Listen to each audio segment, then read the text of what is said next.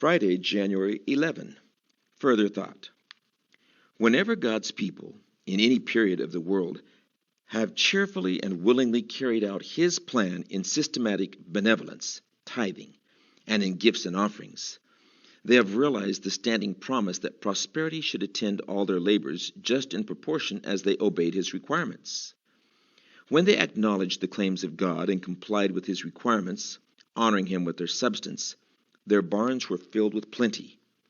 But when they robbed God in tithes and in offerings, they were made to realize that they were not only robbing Him but themselves, for He limited His blessings to them just in proportion as they limited their offerings to Him.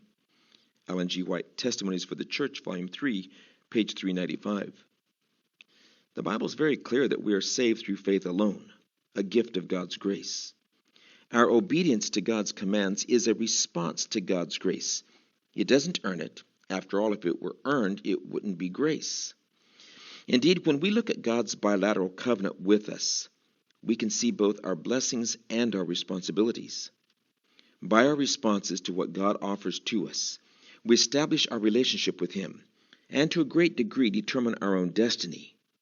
Obedience, the service and allegiance of love, is the true sign of discipleship. Instead of releasing us from obedience, it is faith, and faith only, that makes us partakers of the grace of Christ, which enables us to render the obedience that God asks from us. Discussion questions. Number 1.